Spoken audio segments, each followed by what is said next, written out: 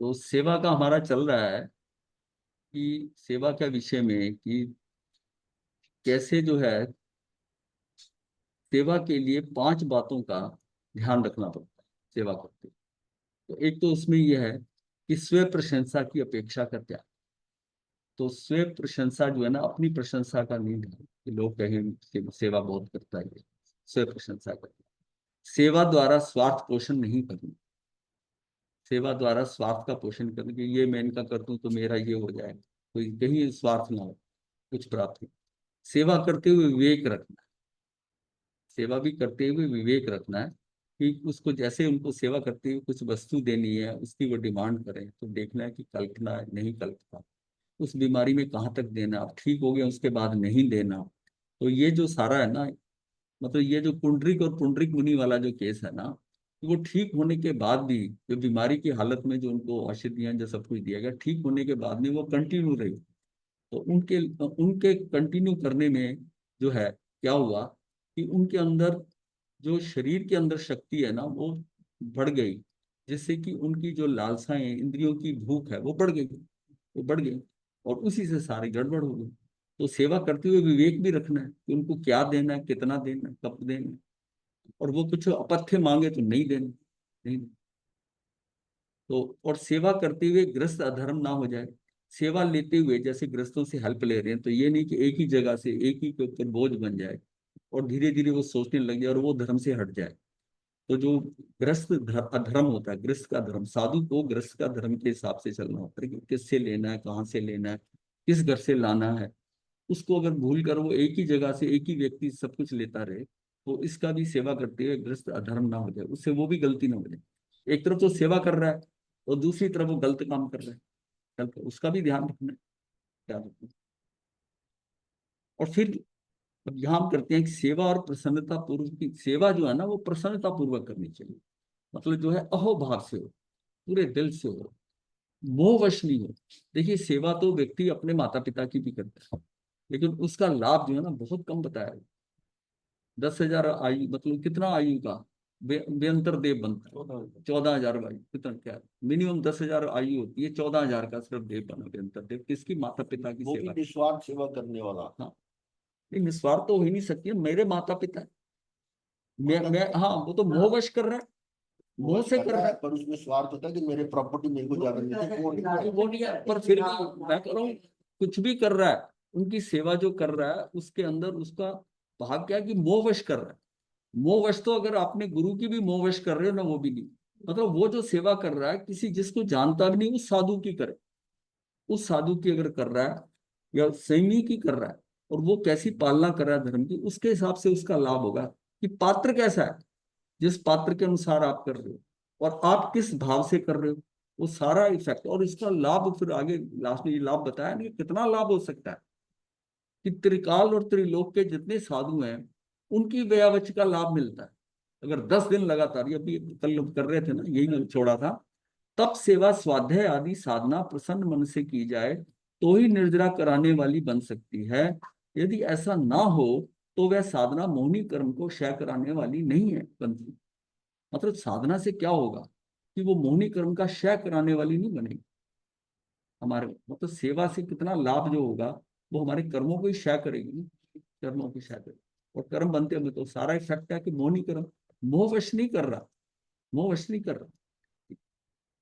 तो उसमें क्या है, सेवा के साथ यदि ताने मारे जाते हो, अब जो सेवा करा रहा है वो ताने मारे, वो मेरे को तो तो करनी तो पड़ रही उसमें है। भी सेव्य मुनि ही नहीं। तो उससे सेव्य मुनि ही नहीं, त्रिकालवर्ती महात्माओं की हिलना करने के चिकने पाप कर्म का बंद हो जाएगा, बंद जिसकी होता है। सेवा कर रहा है मतलब उसकी उसकी। कर रहा है जिसकी हो रही मुनि की, वो उसकी उसके कारण उस पे हो रहा है। वो जैसे वो उसका आता है ना, गुरु गुरु को कंधे पे ले जा रहा है, वो ऊपर से औगिक से चोट मार रहा है, तो वो उसको उसको वो बुरा नहीं मान रहा। और वो क्योंकि हाँ, मोह के द्वारा मोह से सेवा करना, मोह से तो अपने मोहवश करना, मोहवश करते वो हैं। एक अलग बात है। हाँ और जैसे आजकल की नई जनरेशन है, हाँ तो वो तो माँ बाप का उपकार ही नहीं मानते। हाँ वो तो और दृढ़ता पूर्वक संस्कार का हाँ इस प्रकार से भाग रखते हैं। हाँ तो अगर कृतज्ञता पूर्वक कर रहा है, हाँ अहोभाव पूर्वक कर रहा है, हाँ। तो वहां तो मोह वाली बात नहीं।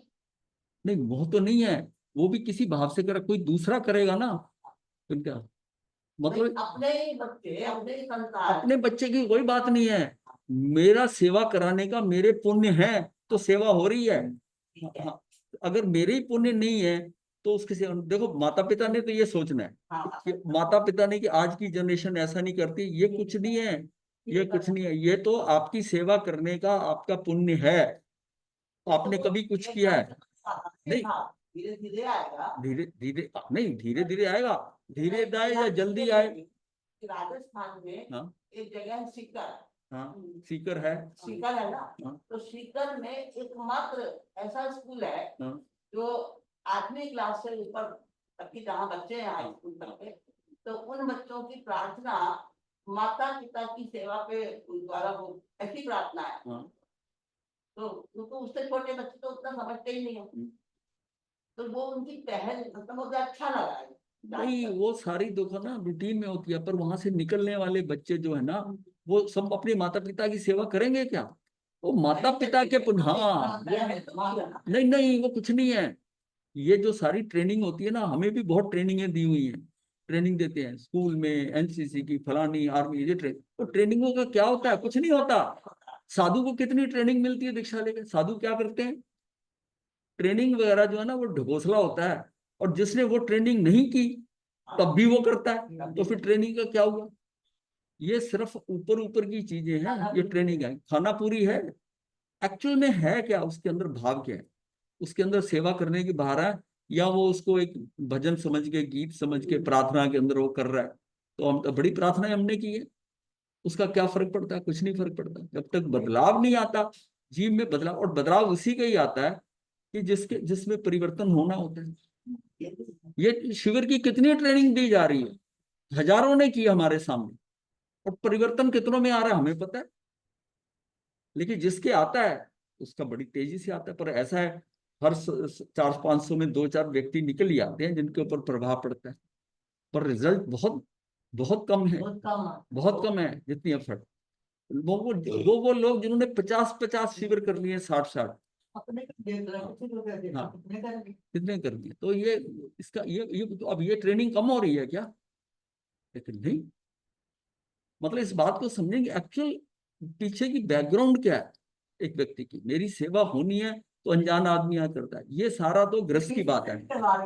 ये बात इस सेवा से मत, मेरा मतलब है माता पिता उससे कंपैरिजन मत करो। साधु की सेवा कर, ये एक अलग चैप्टर, ये अलग है, हम उसी की बात कर रहे हैं। ये जो सेवा है मोहवश है, अब माता बच्चे का कितना करती है, पर सारा मोहवश करती है, मोहवश करती है। तो सेवा के साथ यदि ताने मारे जाते हैं तो उससे भी सैव्य मुनि ही नहीं, त्रिकालवर्ती महात्माओं की हिलना करने का, चिकने पाप कर्म का बंद होता है। दूसरी तरफ यदि गलान मुनि हमें कुछ कहे तब भी हमारी प्रसन्न मनोदशा से त्रिकालवर्ती, त्रिलोकवर्ती सभी समियों की पूजा सेवा करते। मतलब वो गलान मुनि हमको गालियां दे और कुछ कहे, और वो तब भी वो प्रसन्न भाव से, ये बीमार है, चिड़चिड़ा हो गया है, इसमें पित्त बढ़ गया है, पित्त के कारण इसकी ऐसी दिशा हो रही है, उसको टाल दे बिल्कुल। तो उसको लाभ कितना मिलता है उसमें? त्रिकालवर्ती, त्रिलोकवर्ती सभी संयमियों की पूजा सेवा का लाभ हमें मिलता है। मतलब ये इतना इतना बड़ा है। और इस उपरोक्त सूत्र, ये जो सूत्र भी दिया है ओम नियुक्ति का, कि उपरोक्त सूत्र सतत नजर के सामने रखे कि 2.5 द्वीप के मुनियों की सेवा करूं। भाव हमेशा रहे कि मैं जितने भी मुनि 2.5 द्वीप में, मैं उनकी सेवा का मुझे लाभ मिले। अब 2.5 द्वीप के सभी मुनियों को तो हो नहीं सकती। तो कितनी सुंदर बात शास्त्रकारों ने बताई है कि एक महात्मा की 10 दिन तक की गई सेवा 2.5 द्वीप के समस्त साधु साधियों की सेवा का लाभ देने वाली हो जाती, वाली बन सकती। मतलब 10 दिन तक उसकी सेवा लगातार जो है, तो बड़े अहोभाव से कर रहा है, प्रसन्नता पूर्वक कर रहा है, और जैसा वो जो कर रहा है उसका उसको इतना लाभ मिला। अब इसमें रिजल्ट आते हैं कि जिन्होंने इतनी सेवाएं की हैं उसको क्या क्या मिला। एक मतलब एक उसका आता है नंदीसेन का, नंदीसेन, नंदीसेन जो था, नंदीसेन जो है, एक तो नंदीसेन था श्रेणिक राजा का पुत्र, वो नहीं है। नंदीसेन वो तो ये था कि जो, नहीं नहीं, नंदी सुन लो, समझ लो, नंदीसेन जो है वो दीक्षा लेता है, श्रेणिक राजा का पुत्र, और एक गणिका के यहाँ जाता है, और गणिका के यहाँ जाकर वो लब्धि फोड़ देता है और धन का ढेर लगा देता है। गणिका उसको जाने नहीं देती, वो वहीं रह जाता है। और हर रोज सुबह भोजन करने से पहले, नाश्ता करने से पहले 10-10 लोगों को हाँ प्रतिबोध करता है। उसने आ गया ना, उसने कई हजार लोग भेजे थे दीक्षा करने के लिए, कई हजारों लोग भेज दिए थे 10 रोज के करने के बाद। और एक दिन उसको अपने को बोध दिया। ये नंदी सेन दूसरा है। ये जो नंदी सेन है, ये वसुदेव का पिछला भव है। वसुदेव का पीछे का भव है, पहले का भव पूर्व भव है। वसुदेव मतलब कृष्ण वासुदेव के पिता वसुदेव, वसुदेव का भव है। उस भव के अंदर ये मतलब इनका शरीर कुछ काला कलूटा था, बड़े भद्दे से थे, और माता पिता की मृत्यु हो गई। और संबंधी वगैरह भी थे, पैसा वैसा जो था खत्म हो गया, संबंधी भी सारे हट गए पीछे। तो उसका मामा उसको ले गया। मामा की 7 पुत्रियां थी, 7 बेटियां थी मामा की। और उन मामा ने ना कहा कि तेरी मैं किसी एक से शादी करा दूं। उस समय मामा की बेटी से शादी हो जाती, ये रिश्ता अच्छा माना जाता था। जैसे महावीर की मतलब बेटी जो मतलब महावीर का मतलब वर्धमान की बेटी, उसकी जमाली के साथ हुई। मामा लगते थे ना, मामा की बेटी का रिश्ता हुआ तो वो ले लेते थे। तो उसने कहा तेरा मैं रिश्ता करा दूंगा इस किसी साथ में। तो वो उससे उससे अब घर पे कोई मेल था, लड़का था नहीं, बूढ़ा मामा। तो उससे खूब काम लेते थे, सारे घर के काम करता था, सिर्फ इस बात में काम करता था किसी एक से मेरी शादी हो जाएगी, आशा बंधी हुई थी। और उस जोश में काम करे जा रहा था। अब एक दिन उसने ना सातों को आपस में बैठकर सुनते उसकी उसके बारे में चर्चा करते देखा। तो हम तो उन पर थूके भी ना उसके ऊपर, ऐसी तो कुछ बात करके अपने बारे में सुना, बड़ा हिल गया। मामा के आगे खूब रोया आके कि भाई ये तो ऐसा कहती है, चल मैं तेरी किसी और के साथ करा दूंगा। अब उसको समझ आया कि मामा तो है ना मुझे यूज कर रहा है, ये तो मेरा उपयोग कर रहा है। वो छोड़कर मन में इतना दुखी कि आत्महत्या करने के लिए जा। और वहां उसको एक गुरु मिल जाते हैं, सुस्थित नाम के गुरु थे, वो मिल जाते हैं। और वो उनको जो है वो कहते कि नहीं तू मर, आत्महत्या क्यों करता है, साधु बन जाए इससे अच्छा। नहीं भाई, जीवन को अंत क्यों करता है, इससे अच्छा साधु बन जा, अगर तू संसार में नहीं रहना चाहता। तो साधु बन गए। अब साधु बन गए तो उन्होंने बताया कि सेवा जो है ना, इससे बड़ा जो है ना, जो धर्म है ना, वो आपका सेवा और व्याव्रत पालने में।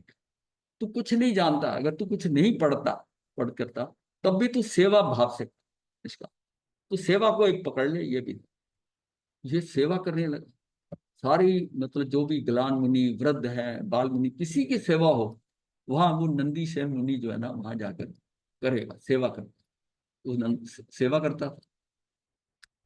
अब वो एक बार शकरेंद्र ने उसकी वहां प्रशंसा कर दी कि अगर कोई व्यावच और सेवा करने वाला हो तो ये देखिए जो है नंदी सेन नाम, एक वो वैसे ही जैसे होता है कि एक एक जो है देव वो परीक्षा के लिए आ गया। और ये उस दिन इसने पारना करना था, घर पे बैठे ही था, अभी पारना करने ही लगा था, मुंह में डालने को आ रहा है। इतने में वो देव किसी की शक्ल में आया वहां पर, और कहा कि एक मुनि जो है उसको अतिसार का रोग है, बहुत उसको तकलीफ हो रही है, और उसको देखना। वही छोड़ दिया। और कहा ये भी कहा तू यहाँ अपने पारने में लगा हुआ है, वो वहां पर बहुत दुखी है, वही छोड़ दिया। ये नहीं कि मैं करके आता हूँ, नहीं। वहां तो वहां से वहां पहुंचा तो वही देव वहां पर अतिसार का रोग पूरा मतलब है कि गंदगी से लिपटा हुआ, मतलब उसका मोशन निकल के सारा उसका शरीर खराब बदबू मार रहा है उसको। पहले तो पानी लेने जाते हुए कि पानी ले ले थोड़ा, तो पानी लेने लगा तो पानी में अटकले डालने का, पहले पानी लिया तो पानी गिर गया, फिर दोबारा लिया, 2-4 बार ऐसा हुआ उसके साथ कि पानी, फिर उसने पानी लेके हिम्मत से चला, वहां उसको धोया, धोकर उसको करा, वो गालियां निकालते रहे। तो अब आया, इतना समय लाया, मैं इतनी तकलीफ में हूँ। बोला मैं महाराज आपको स्थानक में ले चलता हूँ, धोकर ले जाता हूँ। कैसे जाऊंगा मैं स्थानक, यार मैं उठा के ले जाऊंगा। तो वो उसको उनको उठाकर, वो बोलते रहे ये उठाकर, वो जितना उसको तंग कर सकते थे उतना किया। फिर उसके ऊपर ही सारा गंदगी डाल दी, उसको सारा भर दिया गंदगी। वो तब भी आराम से चलता है। फिर वहां जाकर स्थानक में पहुंचा, उसने उनको उतारा, क्षमा भी मांगी, रिश्ते में कष्ट हुआ, तब वो देवता ने अपना रूप बनाया और कहा कि वाकई तू सेवा के अंदर यहाँ इस लेवल पे पहुंच गया। अब क्या हुआ कि इतनी सेवा करने में फिर आगे कई वर्षों तक, कितने करीब 10,000 वर्ष तक सेवा करता रहा लोगों से। उसके बाद में एक दिन वो बात करते करते वो सातों जो थी ना मामा की बेटियां, उसके ऊपर ध्यान चला गया और बड़ा क्रोध हुआ। तब इतना मतलब सेवा करते करते भी ना अब दृष्टि कहाँ गई, वहां चली गई। और फिर आया कि अगर इतना तप इतना सेवा किया है तो इसके बदले में हो तो मैं ऐसा मेरा शरीर बने कि मैं स्त्री वल्लभ बनूं, स्त्री देख दिखाना कर लिया। स्त्री देखते ही मेरे पर आसक्त हो जाए, मतलब ये ऐसा बनाया और ऐसा मेरा रूप। तो तब ये वसुदेव के में ये भी एक कामदेव ही थे, कामदेव थे ये वसुदेव के में। तो समुद्र विजय बड़े भाई थे, तो वसुदेव थे। ये जब उधर घूमते थे शौरीपुर में, शौरीपुर में जिस टाइम ये राउंड लगाते थे तो स्त्रियां जो थी वो दीवानी हो जाती, जो कन्याएं थी वो तो थी, जो लोगों के घरों में सेठों की बहुएं थी वो भी उसके पीछे भागती। सारा सिस्टम बिगड़ने लगा।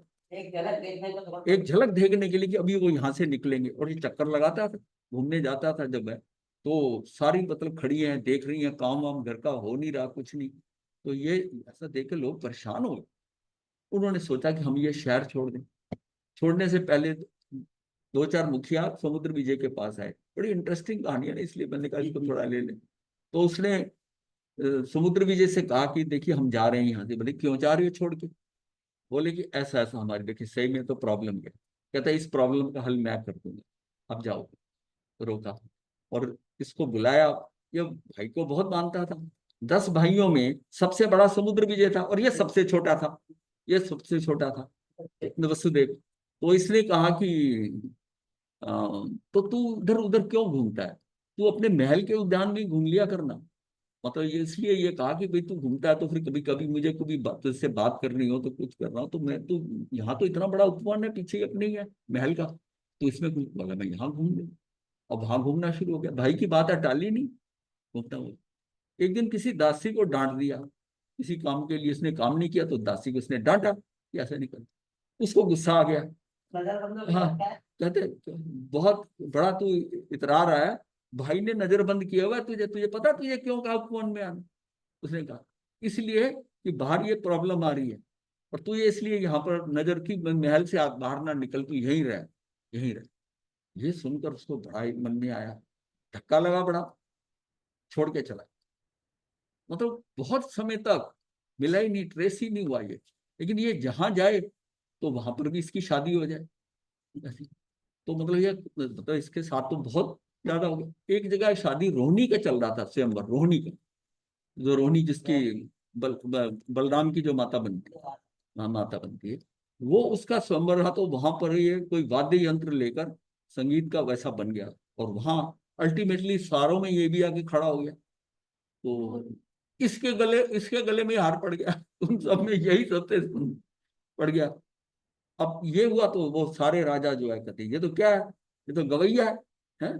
तो इसके साथ थोड़ी राजा की शादी हो जाएगी। सब लड़ाई करने को तैयार हुए।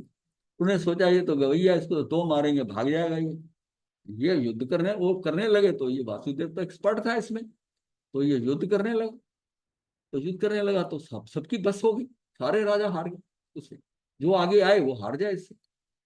अब उन्होंने ना, उस राजा ने, उसके रोहिणी के पिता ने कहा समुद्र विजय से कहा तुम जाओ। समुद्र विजय ने जो है वो आगे बढ़ा समुद्र विजय जैसे। तो इसको तो था, ये बांध तो चलाया इसने लेकिन उसको हिट नहीं किया। बल्कि बांध जो अपना इसके नाम का बांध था ना, जो वो पहचानता था, वो उसके पैरों के पास इसने उसने जब बांध देखा तो वो ढूंढ तो रहा ही था इसको, और उसको पता चल गया कि ये तो भाई है, मेरा छोटा भाई है। उसने समझ लिया, फिर उसकी रोनी से शादी कराई और वापस लेके उसको।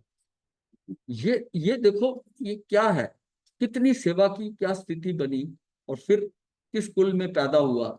सिर्फ गलती काम हुई कि जितनी सेवा करी थी ना, अगले भव में ऐसा पाकर ये मुक्त हो जाते थे, मुक्त हो जाते, लेकिन निदान कर ली, निदान कर। तो उपरोक्त सूत सतत नजर के सामने रखें कि 2.5 दीप के मुनियों की सेवा करूं। कितनी सुंदर बात शास्त्रकारों ने बताई है कि एक महात्मा की 10 दिन तक की गई सेवा 2.5 दीप के समस्त साधु साधियों की सेवा का लाभ देने वाली बन सकती है। मुझे कभी भी वास्तव में ऐसा लाभ नहीं मिल सकता।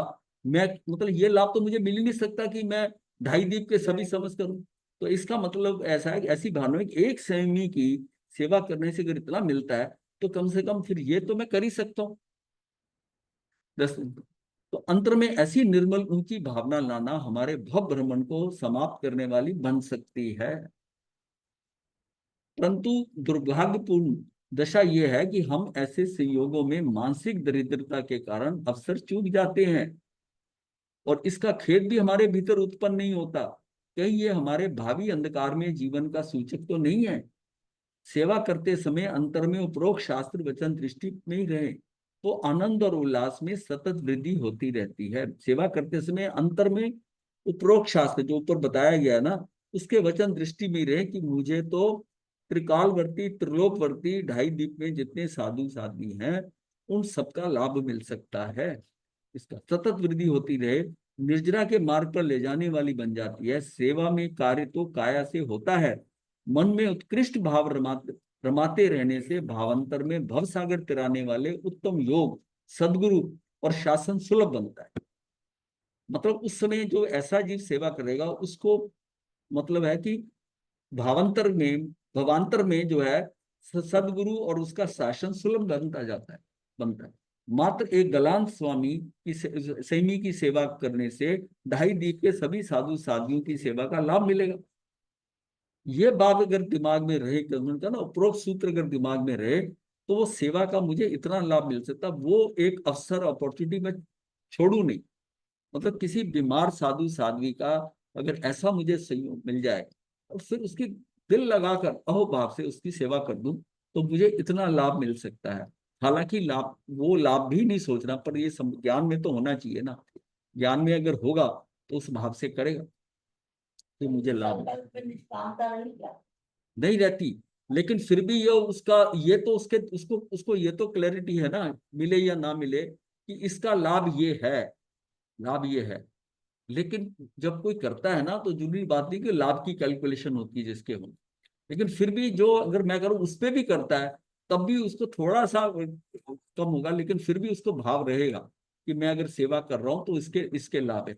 अब हम संयम क्यों लिया? हमें पता है संयम का लाभ है, नहीं पता क्या? यही मतलब क्यों छोड़ के संसार आता है कि मार्ग यही है, यही से जाना है, लाभ मिलेगा। मात्र एक गलान स्वयं की सेवा करने से ढाई, मतलब वहां उसकी सेवा करते हुए ये पता होना अलग बात है, और करते हुए हर बार ये सोचना कि हाँ मुझे आज ये बेनिफिट, आज एक दिन हो गया, आज दूसरा दिन हो गया, मेरे 10 दिन हो गए, ऐसा नहीं है। वो सेवा हो सकता महीना करनी पड़े, महीना करनी पड़े। गिने ना ना, हाँ गिनती ना हाँ, करे। गिनती ना करे। मतलब पता होना अलग बात है, उसको उसको दिमाग में रख के मतलब पता है तो ठीक है।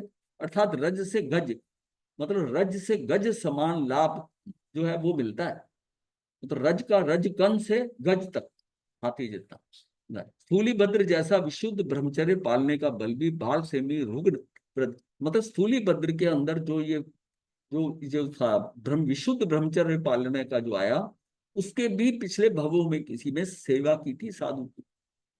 तो व्रत स्थूली भद्र जैसा विशुद्ध ब्रह्मचर्य पालने का बल भी बाल सेमी रुग्ण व व्रत सेमी की सेवा से ही प्रकट होता है, क्योंकि बाल मुनि में पवित्रता और निर्दोषता होती है, और उसमें होती है मतलब किसी बाल मुनि के अंदर उसकी अलग कहानी है कि उसके बाल मुनि के कारण उसकी बहुत सेवा करें।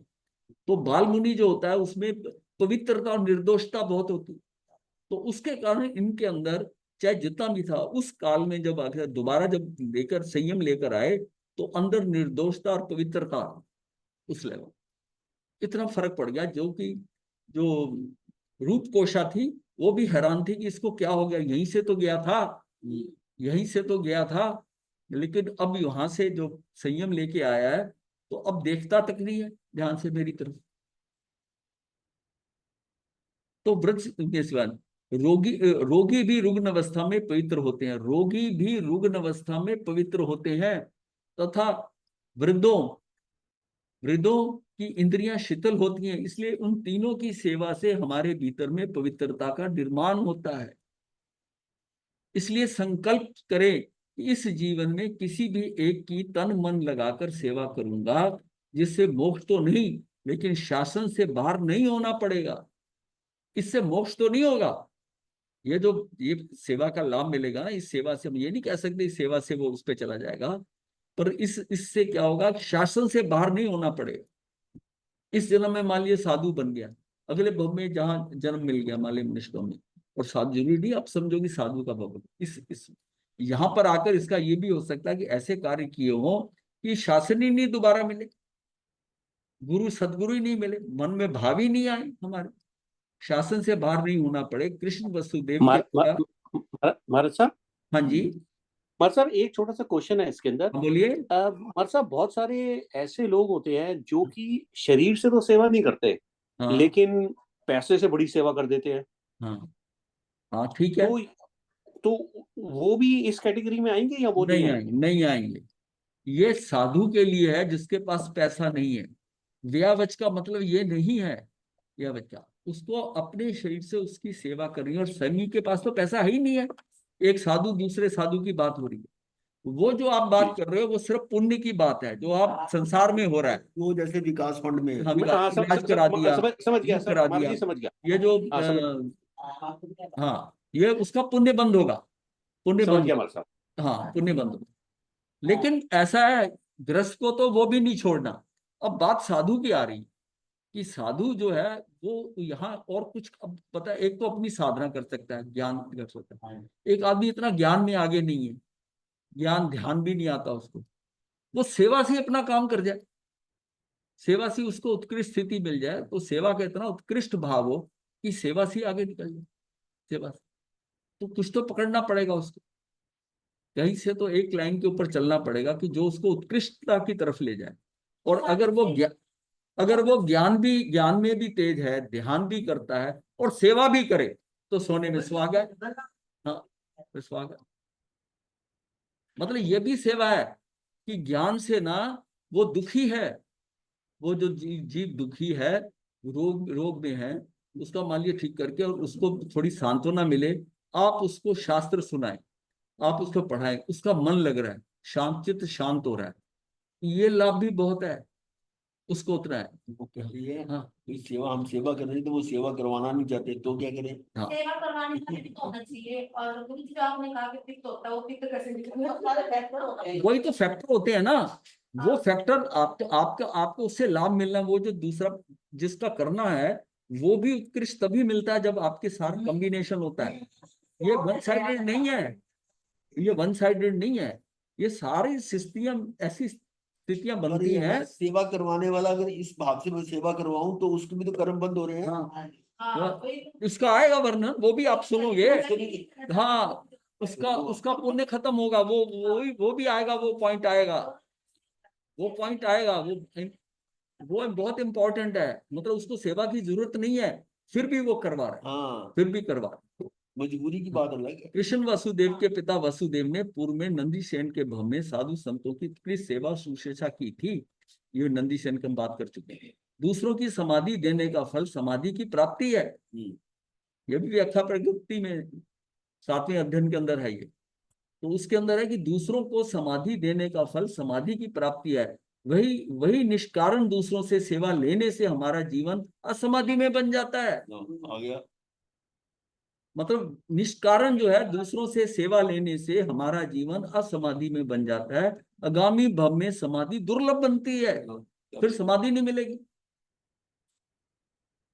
आपको जैसे बैठे हैं, ये काम कर वो काम कर, ऐसा, तो वो कार्य तो लेते चला रहा है चेले, वो मतलब चेले को मैंने चेलों को देखा है कि चेला खड़ा है और जो उनसे मतलब वरिष्ठ साधु हैं या गुरु समझ लो जो भी हैं, वो पेशाब कर लिया उसमें बर्तन के अंदर, और फट से वो पास में खड़ा है, उसने पात्र पकड़ा और वो फेंकने जा रहा है। जब भी करना हो वो कार करे। शिष्य के हिसाब से तो ठीक है, लेकिन गुरु अभी इतना बूढ़ा नहीं हुआ है वह, तो वो खुद इसको ले जा सकता है, ले जा सकता है। अब दोनों का देख लो, वो तो बेनिफिट में जा रहा है शिष्य तो, अहो बात है, और इसका नुकसान हो रहा है, इसका नुकसान है। ये तो आपको भाई, आप आते 24 की बात करें, आपका बलिदान हो रहा है उसका। लगता है उसका, देखो यही बात है, दूसरों से सेवा लेने से हमारा जीवन असमाधि में बन जाता है, आगामी भव में समाधि दुर्लभ बनती है। होगा वो ठीक है। वो उसका अकाउंट अलग चल रहा है, वो अपनी मर्जी से कर रहे हैं, वो कर रहा ठीक है, पर उसको कितनी करवानी है, उसको वही करवानी है जो वो नहीं कर सकता गुरु, उसको वही करवानी है, उसके हिसाब से है। और वो सारी उस पे करवाए तो उसका तो लाभ हो जाएगा शिष्य का, इधर नुकसान हो जाएगा। जैसे कि आजकल साधु संत में ऐसा, घर से भी वैसे, आजकल बहुएं ऐसी आती हैं, आज बहुएं सास वो बहुओं वाली बात खत्म है, यहाँ साधु की बात करो। हाँ, हाँ, साधु की बात करो कि वो उसमें उसका नुकसान, मतलब उसमें हर चीज अलग है, अलग है। होगा धोना या कोई और छोटा बड़ा काम हो तो सहयोग देना। दूसरे, हम बताते हैं पिताजी हमारे पानी लेने खुद किचन में जाकर खुद गिलास भर के खुद लेते थे। हम बड़ा उनको कहते थे कि आपको पानी पानी चाहिए तो मिलेगा पानी, आपको क्या, आप जरा हल्की सी आवाज देंगे पानी, बस पानी आ जाएगा। और आज हम समझते हैं कि वो कितना अच्छा करते थे। और जब संयम लिया तभी समझ आ गया कि वो कहते हैं मैं उठ के ले सकता हूँ, मेरा चलना हो रहा है, मैं बैठे बैठे क्या करूँ। फिर हमने क्या करा, एक थर्मस भर के उनके पास में रख दी। लेकिन मैं समझता हूँ कि उनका था कि मांगना नहीं, जब तक मैं चल फिर सकता हूँ मैं क्यों मांगू, किसी को बुलाऊं, वो पता नहीं क्या काम कर रहा है घर में, वो आएगा देगा। जब तक मैं चल फिर सकता हूँ मैं खुद करूँ। हाँ, उस एंगल से भी सोचो ना, उस एंगल से भी सोचो ना। होगा धोना या कोई और छोटा बड़ा काम हो तो सहयोग देना। अब होगा धोना, कई बार उसमें 2 आदमी चाहिए होते हैं, एक वो पकड़ लेता धागा, एक नहीं तो बांधते हैं कहीं पर। होगा धोना या कोई और छोटा बड़ा काम हो तो सहयोग देना। दूसरे समूह को संकोच हो तो अपनी तरफ से उत्साह दिखाकर उन्हें संकोच को तोड़ना, संकोच को तोड़ना। मतलब मैं जो बात कर रहा हूँ ना, गुरु कहे कि नहीं ये मैं खुद फेंक आऊंगा। देखो इक्वेशन ये है कि मैंने करा है, ये मैं अपना जो मल है जो त्याग करा है, ये क्यों फेंक के आएगा, मैं फेंक सकता हूँ, मैं फेंक के आऊंगा। वो कह नहीं गुरु मुझे दो, तब तो बात हो रहा है, तब बात देखिए इक्वेशन है। वो फेंकना चाहता है, शिष्य उसको जाने नहीं देता, वो तो वो उत्कृष्ट स्थिति है। आपने ऐसे जैसे अधिकार भाव से ऐसे किया और हम सामने देख रहे हैं, ऐसे किया, ऐसे पकड़ा है, वो ऊपर सीढ़ियां चढ़कर ऊपर ले गया और जाकर डाल दिया, हाँ, पलट दिया उसने। भाई ये मुझे लगा, मैंने कहा भी देखो ये भी इतने वृद्ध नहीं है। हाँ देखा, मत प्रैक्टिकल चीजें देखिए, वही बात करता हूँ, वही ये इसको डाल दिया। बस वो गुरु एक बार कहे नहीं नहीं मैं, अब दिन में उस टाइम बैठे हुए या हमने 2 या 4 बार देखा उन्हें, तो एक बार गुरु कहे नहीं अब मैं डाला, तो कभी बीच में दोपहर के टाइम में कभी चलो ठीक है ऐसा करके उसको भी चांस देते, लेकिन हमने भाव तो अपना रहे ना। वो अधिकार भाव से ऐसे कि ये खड़ा है ठीक है, पहले उससे पात्र मंगवाया, फिर किया, वो खड़ा वेट कर रहा है, फिर उसको दिया। मतलब उसका तो एक काम बन गया ना शिष्य का, शिष्य को तो लाभ ही लाभ है, गुरु को तो शिष्य को तो लाभ ही लाभ है। अब ये जो है ना उसको आगे नुकसान है। ये एक्चुअल में क्या है ना, ये हमारा ऋणानुबंध भी होता है, ऋणानुबंध होता है, ये बहुत है। दूसरे समूह के संकोचों तरफ से है, अपने संकोच को तोड़ना ताकि वह कोई भी काम हमें कहने से नहीं कतराए। अपना प्रतिलेखन मांडले का काम, संज्ञा पुष्टि हो ऐसी गोचरी आदि दूसरों से करवाना या मंगवाना आदि वृत्तियां जिसमें दूसरों से काम लेने की आदत होता है, तो समझना चाहिए कि समाधि अभी बहुत बहुत दूर है। अगर योगी इससे मंगवा लेते हैं, इसको कर देते हैं, ऐसा कर देते हैं, तो करते हैं दूसरों से काम लेने की आदत, तो समझना चाहिए कि समाधि अभी बहुत दूर है। अन्य संयमी की स्वाध्याय में रुकावट डालना, उनकी शक्ति को अपने लिए इस्तेमाल करना, उन सबसे उनके मन में अरुचि, कई बार होता है उसको इतना थका दो कि उन सबसे उनके मन में अरुचि असद्भाव पैदा होता है।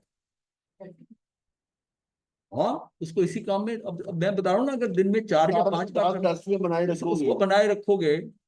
देखा है हमने कि कुछ कुछ शिष्याएं गोचरी लाती रही हमेशा, और आज भी वो 20 साल 25 साल की दीक्षा प्रयाण में उन्हें कुछ पता ही नहीं है।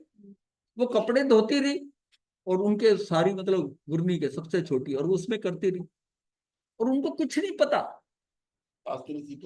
शास्त्र कुछ नहीं पता। एक मंगल पाठ देना आ जाता है उन्हें, जहां जिस घर में गोचरी लेने जाते हैं, गोचरी लेने वही जाती थी। और अब स्थितियां क्या होती हैं उनकी, तो गुरु का ये हिदायती होता है कि अगर किसी को अपने साथ जोड़ा है हाँ उसको ज्ञान पूरा देना, उसका हाँ जिम्मेदारी उसका ज्ञान, उसको ज्ञान पूरा देना। असद्भाव पैदा होता है, असद्भाव में सद्भाव देखा था क्या है, संवेदना से दूसरा सद्भाव था, और तीसरा फिर आता है सेवा, सेवा आता है। तो उसके अंदर पहले ही असद्भाव पैदा हो जाए, तो जो है अरुचि पैदा हो जाए, तो सेवा भी क्या करेगा। और उन सब में हम निमित्त बनते हैं, तो ये महान पाप का काम है। अगर उसको थोड़ी सी देखिए, ये जो सारे जो मांडले का वो परखने के लिए जो सबसे छोटा संत जाता है, अब उसको उसका में लगाया हुआ है ना, उसको उसको करना पड़ता है। और वो क्या मन में सोचता है कि फट से एक दीक्षा और हो जाए, एक दीक्षा और हो जाए, ये पटरी वाला काम छोटे कहाँ है हाँ रात में हमेशा लेट आता है वो छोटा सा रूम। तो मैंने एक दिन कह दिया, मैंने कहा आपको तो जान के अच्छी लिखी है, आप लेट क्यों हो जाते हो? हाँ तो एक ही शब्द बोला छोटे संत, महाराज जी मैं सेवादार हूँ। हाँ सही बात, बस उसी ने सारी बात समझ। हाँ बात ठीक है। तो ये हाँ, इसीलिए ये संकल्प करें कि मुझे किसी से भी निष्कारण सेवा नहीं लेनी है, निष्कारण नहीं लेनी है। निष्कारण सेवा लेने से अभियोगिक नाम कर्म का बंधन होता है। इससे क्या हुआ, सेवा ले ली और संयम लेकर वो देव बना, झाड़ू तो देव बनेगा तो अभियोगिक देव बनेगा। वहां झाड़ू लगाना पड़ेगा उसको। वहां इंद्र के लिए, शुक्रेंद्र के लिए पानी भी लाना पड़ेगा। वो पानी पीता नहीं है वैसे। बस हाँ लगता है, हाँ सही कह रहा हूँ, सही कह रहा हूँ, लगाना पड़ता है। सफाई करते हैं, हाँ। वो समोसरण लगता है, समोसरण आने के पहले शुक्रेंद्र जो उसको कहता है कि समोसरण की तैयारी करो, आके क्या करते हैं, सफाई करते हैं अपने ढंग से। उनका झाड़ू अपने ढंग का होता है, तेज हवा चलाते हैं, मिट्टी पत्ते सब साफ करके समझ करते हैं। झाड़ू ये नहीं हुआ, उसके उसके विमान को खेते हैं, उसमें छाछ चलते हैं। ये जो सूर्य चंद्रमा के विमान उसके नीचे हाथी बने हाँ और वो इंद्र बने। हाँ, तो वो भी अभियोगिक अगर उसमें आ गया उसके, तो वो इफेक्ट आएगा ना।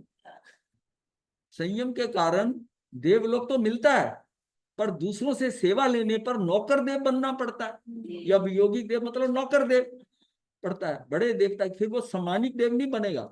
जिसने ऐसा नहीं लिया वो इंद्र के बराबर बनेगा, उसको हम कहते हैं सम्मानिक देव, उसके समान है, उसके जैसे, सिर्फ उसको पदवी नहीं है। जैसे केवली और तीर्थंकर का फर्क होता है, ऐसी वो फर्क है कि वो जो है सम्मानिक देव है और इंद्र के पास पावर अलग। बड़े देवता की सारी अब सम्मानिक देव बनना है तो ये इससे प्रभु के समशरण में जाने का अवसर नहीं मिलेगा, परिणामते भव सुधार का अवसर नहीं मिलेगा। कर्मों के ऐसे बंधन आगामी भव में मनुष्य बने तो भी धर्म नहीं मिलने दे, और वेटर और धोबी में करके कार्य करने पड़ेंगे। मनुष्य बन के भी ऐसे ही बनेगा, ऐसे बनेगा, उसको ये भी यही काम करने पड़ेंगे, यही काम। सेवा नहीं लेना, सेवा नहीं लेना, सदा सेवा देना, लेना नहीं सदा सेवा देना, ऐसा व्यवहार हमारी समाधि को सुरक्षित बनाएगा। अन्य से सेवा लेने पर हमारा पुण्य खर्च होता है, हमारा पुण्य खर्च होता जब बीमारों को कभी ना है। बीमार में नहीं नहीं, बीमार लो, अगर आप कर सकते हो बीमारी में भी लेते तो वो भी करो। अब ऐसी हालत थी, मेरी एक्सीडेंट हुआ, मेरे को उठा के ले गए और वहां पर मैं उठ नहीं सकता था, तो सेवा करवानी पड़ी। सेवा करानी पड़ेगी। वही कह रही है। हाँ तो सेवा करानी, ये समझ नहीं रही हो, इतनी बात हो रही है, समझ नहीं आ रही हम किस एंगल पे बात कर रहे हैं। हाँ? हाँ? अच्छी बात है, पूरा करो। हाँ, ठीक है। पूरा करो। छोटी छोटी बातों पर सदा ध्यान रखना चाहिए कि मुझसे किसी की साधना ना हो रही हो। किसी बात से सामने बोलना, मुंह चढ़ाना, अपना बचाव करना, ये भी असाधना के ही परिणाम है। और असद्भाव की दृष्टि बन जाए तो फिर सामने गुरु हो, आचार्य हो, हम असाधना का ही निर्माण करते हैं। गुरुदेव ने कड़वे वचन कहे तो मन में सोचना कि दीक्षा के पहले तो मेरी गरज थी, बड़ा ध्यान रखते थे, और अब कितना कड़वा बोलते हैं। ऐसे भाव आने पर मन को सतत शुभ विचारों से भक्ति करें, भावित करें, भावित करें कि गुरुदेव मुझे तिराने वाले हैं, ज्ञान देने वाले हैं, वैराग्य प्रदाता हैं। मैं उनकी आशाओं पर कितना खरा उतरता हूँ, आलोचना सेवा जैसी छोटी छोटी बातों का ध्यान नहीं रखता हूँ, फिर भी गुरु मुझे आश्रय प्रदान किए हुए हैं। क्या ये कम उपकार है? हाँ हाँ, मतलब वो ये सोचे कि मैं उनके उनके जहां तक वो चाहते हैं मुझे ले जाना, उनकी आशाओं पर मैं उतना नहीं हो पाया हूँ, फिर भी वो मेरी सिर्फ क्या आलोचना, थोड़ी सी बात करते हैं, उपालम देते हैं, कुछ देते हैं, तो तब भी लेकिन मुझे आश्रय तो दिया हुआ है ना, तो मेरी मुक्ति में मेरा उसमें सहायक तो है ही है ना। गुरु को जो है ना, गुरु को कल्याण मित्र कहा है। हाँ कल्याण में। गुरु कल्याण मित्र है।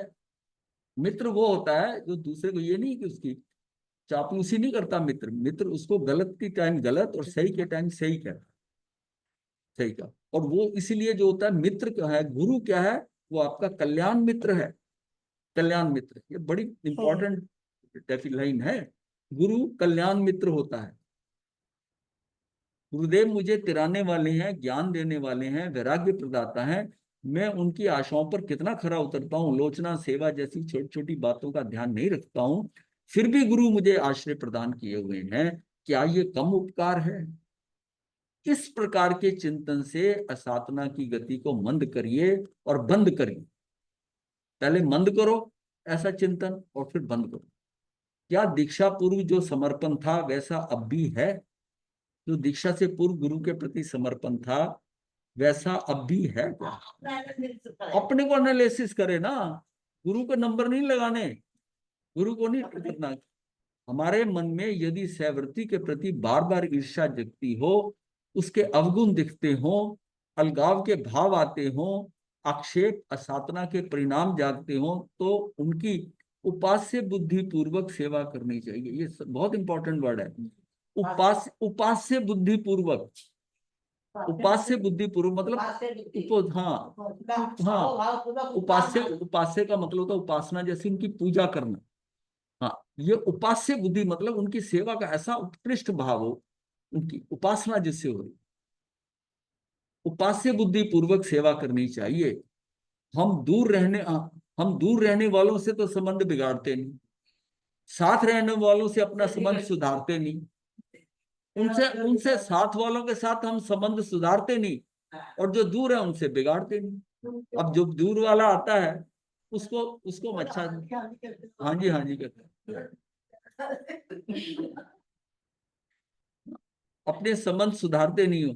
अभी तक हम व्यवहार से समी के समीप रहते हुए भी अंतःकरण से तो उनसे दूर ही रहते हैं।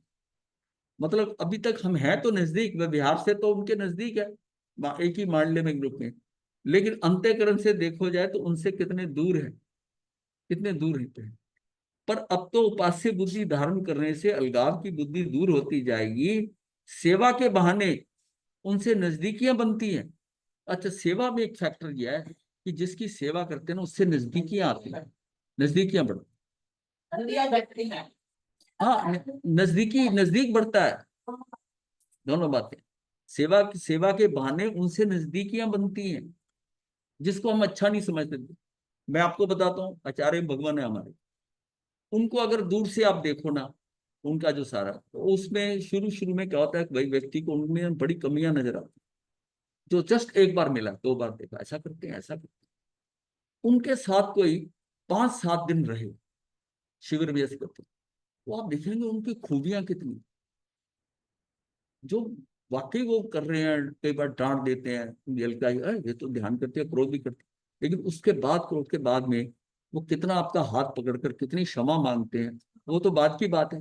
लेकिन सबने सामने तो डांट देते हैं ऐसा, लेकिन अल्टीमेटली क्या की, तो ये प्रैक्टिकल देखा हमने, और अंदर से हृदय में इतनी सरलता है, इतनी मतलब है, इतनी सरलता है। वो सरलता जो होती है ना, वो नजदीक रहने से पता चलता। अब आप गए, दर्शन करा, उसमें मान लिया कोई घटना घट गई, तो कई कई साधुओं के कहते हैं कि जब उनसे ज्यादा मिलो तो कमियां नजर आती, और उनको हमने देखा है, मतलब ये मेरी नहीं फीलिंग, औरों की भी है, कि उनको जब देखा, जब उनके नजदीक ज्यादा रहो तो उनकी खूबियां नजर आती हैं।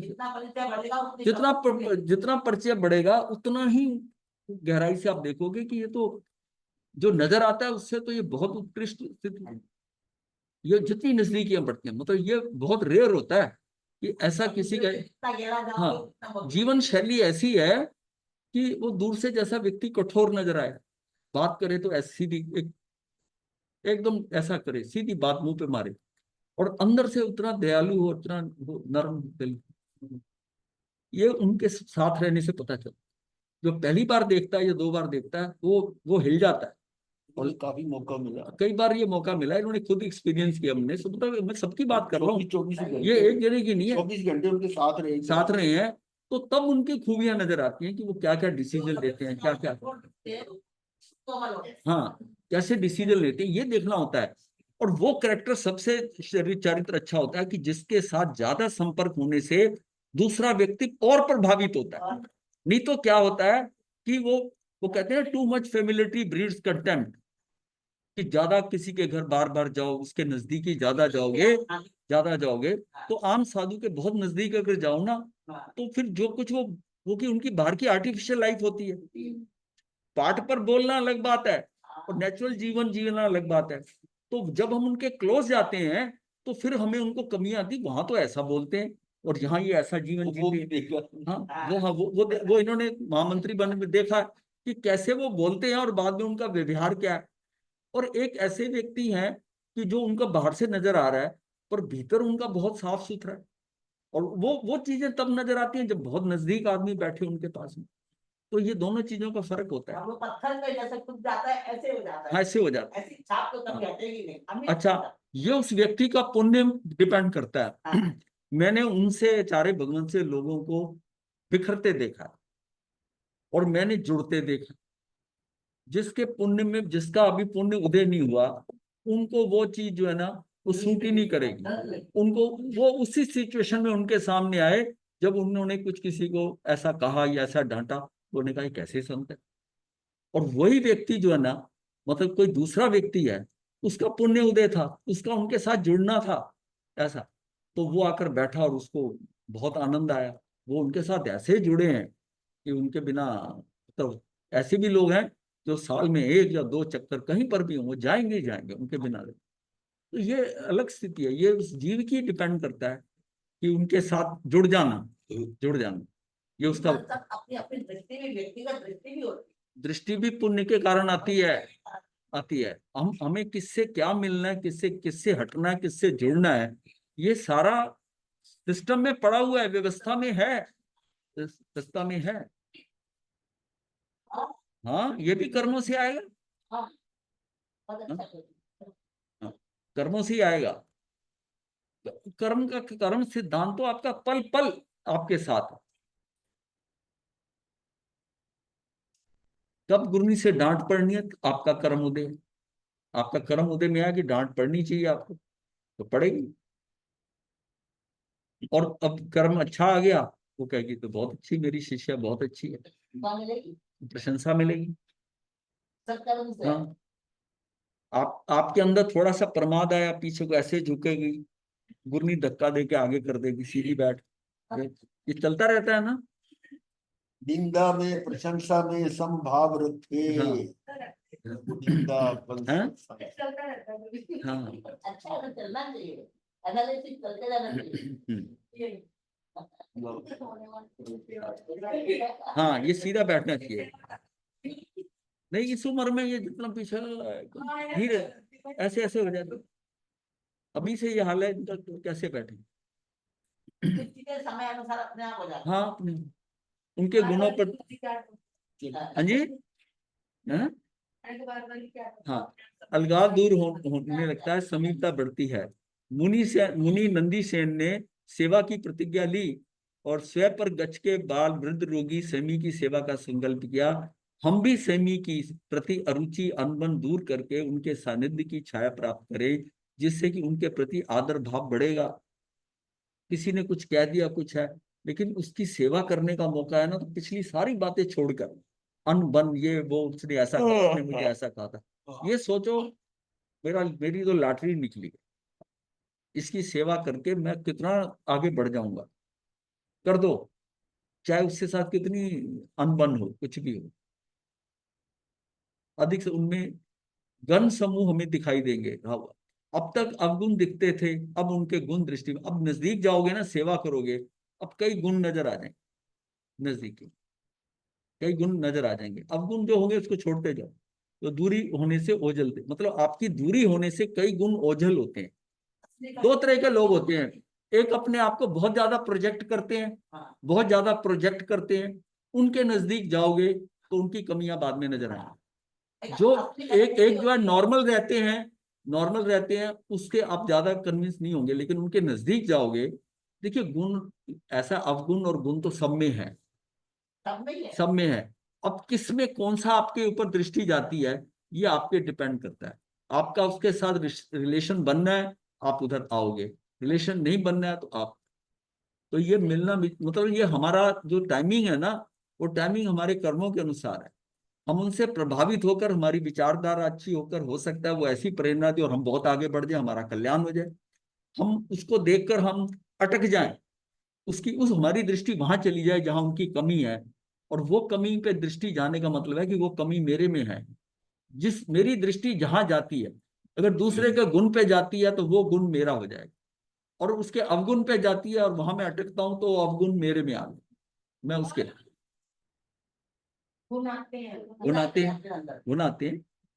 उसके रहते हैं तो आपको गुण ग्रहण का भाव रहे, दृष्टि में आप दोषों का। प्रश्न जो है पूरा सुनकर बोला, पूरा सुनकर, अब तक अवगुण दिखते, पूरा सुनोगे ना, अब वही बात हो रही थी वो, क्योंकि अंदर आपकी, आप जो है ना रिसीव करने से पहले डिलीवरी करनी शुरू कर देते हैं, तो वो समझ नहीं आएगा फिर। अब उनके गुण दृष्टि में आने लगते हैं तो ये दूरी, क्योंकि जो दूरी होने से ओझल थे, ओझल होता है, नकली हाँ आकर्षक होता है कि असली से भी बड़े होता है। देखने में आया। हाँ जो असली चंदन की लकड़ी, हाँ खुद के खेतों से उगा हुआ चंदन का वृक्ष, उसकी लकड़ी, हाँ उसमें सुगंध ही नहीं है। हाँ और दूसरी चंदन की लकड़ी जो आम मिलती है, हाँ उसमें अच्छी सुगंध है। हाँ, तो सेंट डाल डाल के, और ये कस्तूरी से एकदम आई मारती है, असली कस्तूरी। हाँ वो दूर रखी होगी तो सुगंध काफी दूर तक फैलेगी उसकी, और पास में कोई सुगंध नहीं है उसकी। हाँ। हाँ, ये अपने अनुभव की सत्ता अच्छा। देखिए बात यह है, स्वर्ण कीचड़ से गंदा होने पर भी पार्थी की दृष्टि तो सोने पर ही होती, हाँ कीचड़ दिखने पर भी वह उसे गौण कर देता है। अब सोने की डली पड़ी हो कीचड़ के अंदर, ध्यान किस पे जाएगा? कीचड़ पे जाएगा कि सोने पे जाएगा? टीचर का ध्यान जाएगा कि सोने पे जाएगा? सोने पे जाएगा। नहीं, अगर अगर आदमी की वृत्ति सुअर जैसी है तो कीचड़ पे जाएगा, और अगर दृष्टि सुनार जैसी है तो उसका सोने पे जाएगा। तो है नहीं। हाँ, तो ऐसा तो मतलब वो हाँ। ये जो है ना, ये वैसे ही उपास्य बुद्धि, उपास्य बुद्धि क्या मतलब? प्रसन्नता पूर्वक अहोभाव से, हाँ, ये उपास्य बुद्धि है। जैसे भगवान की पूजा आप करते हो प्रसन्नता से, अहोभाव से, तो उसका एक शब्द, एक ही शब्द में आ जाता है, बहुत अच्छा उपास्य शब्द बुद्धि। है, उपास्य बुद्धि। उपास्य बुद्धि, बड़ा अच्छा शब्द। उपास्य बुद्धि जागृत होने पर, अलगाव के भाव न्यून होने पर गुण दर्शन होंगे। उपास्य बुद्धि हमारे में सहाय भाव बढ़ाती है। हाँ, उपास्य बुद्धि से हमें सहायता, मतलब जो है जिसको, जिसकी हम पूजा करते हैं प्रसन्नता पूर्वक, जिसके प्रति अहोभाव है, कोई छोटा सी काम करें तो दिल से करोगे आप, क्योंकि कि मुझे मौका मिला है, ऐसा, तो वो हमारी सहाय भाव, दूसरे की सहायता करने का भाव, सहाय भाव बढ़ाती है। उपास्य बुद्धि से सेवा हमें शुद्ध आत्म तत्व का दर्शन कराती है। शुद्ध आत्म तत्व का दर्शन है कि उस समय आप प्रसन्नता पूर्वक अहोभाव से हो। जब अहोभाव से हो तो अहोभाव किसका होता है? ये तो अंदर का आत्मा का भाव है ना, अहोभाव होना ये। तो उपास्य बुद्धि से सेवा हमें शुद्ध आत्म तत्व का दर्शन कराती है। गुणीजन सानिध्य, गुण दर्शन, सदवर्णवाद, यानी एक होता है अवर्णवाद होता है, ये सदवर्णवाद है। सानिध्य से गुण दर्शन, सदवर्णवाद प्रकट होता है, अवर्णवाद समाप्त होने लगता है। मतलब उससे, ये हमारी उपास्य बुद्धि से इतना उजाला आएगा हाँ, अवर्णवाद समाप्त होने लगता है। कीचड़ से, वो आगे बात, कीचड़ से सने सोने को देख, सुअर को कीचड़ और सुनार को सोना दिखता है। तो हमारी दृष्टि सुअर दृष्टि नहीं होनी चाहिए, सुनार की दृष्टि। देखिए जब पता है कि हर चीज के अंदर ज्यादातर, किसी में गुण ज्यादा, किसी में अवगुण ज्यादा, गुण अवगुण दोनों ही है। मैं दृष्टि किस पे करूं? मैं सुनार की भांति सोने पे करूं या सुअर की तरह कीचड़ पे करूं? ये दृष्टि अपनी दृष्टि है। कीचड़ छोड़ दोगे आप, अगर सुनार की दृष्टि है तो उसको पता सोना सोना ही है, तो 1 मिनट में धो के साफ कर दूंगा। ऐसे जौहरी हीरे की परख जानता है। आपको पता है कि सुनार इसको कि सोना है, तो उसे बोला कीचड़ में लिपटा, कहता दे दो मुझे, धो लेंगे, साफ हो जाएगा। सुनार को सोना दिखता है। दूसरी तरफ हमारी मनोवृत्ति कैसी है? इतने वर्षों से शास्त्र पढ़ते हुए, वाचना लेते हुए, चरित्र चर्चा एवं तत्व चिंतन करते हुए, कितने चरित्र पढ़े हमने लोगों को, तीर्थंकर चरित्र, उसका चरित्र सारे पढ़ते रहे, चरित्र पढ़े। तो मतलब ये चर्चा एवं तत्व चिंतन करती है, फिर भी हमें बारंबार दोष ही दिखते हैं। अब इतने पढ़ने के बाद चरित्र में एग्जाम्पल जो देते हैं, उदाहरण जो है जितने भी हैं, वो उससे उसमें क्या है कि हमें तो बारंबार दोष ही दिखते हैं, सद्गुणों की ओर दृष्टि कदाचित ही जाती है। अतः स्वयं को बदलने का प्रयत्न करना चाहिए, आत्मनिरीक्षण करना है, प्रतिपल सजगता जागरूकता रखते हुए सहवर्ती संयमी के सद्गुण दर्शन गुण की आंतरिक पुरुषार्थ पूर्वक आराधना करनी चाहिए। सद्गुण दर्शन होकर सद्गुण दर्शन गुण की आंतरिक पुरुषार्थ पूर्वक आराधना करनी, इनमें यह बहुत गुण है, ये अच्छा सद्गुण। हम दृष्टि सद्गुणों पर रखें और फिर देखें कि ये सद्गुण जो है हमारे कितने काम के। अगर हमारी दृष्टि वहां चली गई, सद्गुण हमें सही लगे, तो समझो कि ये गुण में मुझे जम रहा है, तो मेरे अंदर वो आ जाए। गुण दिखने पर उसकी अनुमोदना और प्रशंसा करनी चाहिए। गुण दिखने पर उसकी अनुमोदना और प्रशंसा करनी चाहिए। अभी तक तो दूसरों के दोषों को रज से गज करते आए हैं। अभी तो दूसरों के दोष को ना बड़ा चढ़ा के ये ऐसा है, ये खराब है, ये ऐसा करते आए।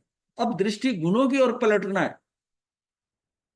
तो इसमें यहां बताया गया है कि दोष दिखे तो अदम भूमिका, ये क्या होगी? अदम भूमिका। दिखे गुण स्वीकार हो तो मध्यम भूमिका, और नहीं दिखते गुणों का स्वयं में आरोपण हो जाए वो उत्तम भूमिका। जो उसके गुण दूसरे के दिख नहीं रहे, वो मुझे दिखे, उसका मैं अपने में आरोपण कर लूं, वो उत्कृष्ट है, उत्तम भूमिका है। एक मतलब वो लाइन किसी भजन में आई है, संभव है बंजर धरती पर हरियाली उग जाए, लेकिन गुण ख्यापन में जो कृपण भाव दिखलाए, उसके अंतस की धरती पर उगे ना ज्ञान लताए। तो ज्ञान नहीं मिलता। तो सेवा गुण से ईर्ष्या का जहर उतर जाता है, आंखों में प्रमोद भाव रूपी अंजन लग जाता है, अंदर बड़ा प्रसन्नता होती है उसको कि मैं सेवा करने से उस समय पर, तो अंजन लग जाता है। बहु और सुबाहु की प्रशंसा पीठ और महापीठ सहन नहीं कर सके। हाँ, ये भरत और बाहुबली का जो था, ये बहु और सुबाहु की प्रशंसा पीठ और महापीठ सहन नहीं कर सके।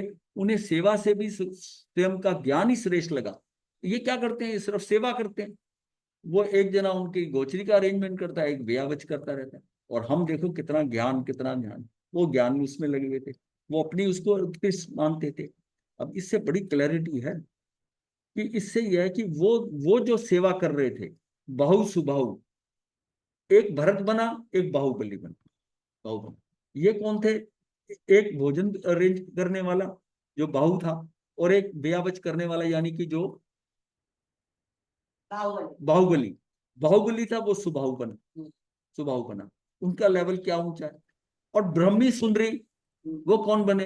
ये जो सिर्फ स्वाध्याय करने वाले, ज्ञान स्वाध्याय, उनको उसका था, मतलब वो देखो संयम चारों ने पाला, चारों ने, इन छह ने दीक्षा ली थी, 6 ने दीक्षा ली थी। एक तो भगवान बने ऋषभदेव, ये बेटे बन गए 2, और 2 ये ब्रह्मी सुंदरी बन गई, और एक श्रेयांश बना जिसने पारना कराया भगवान।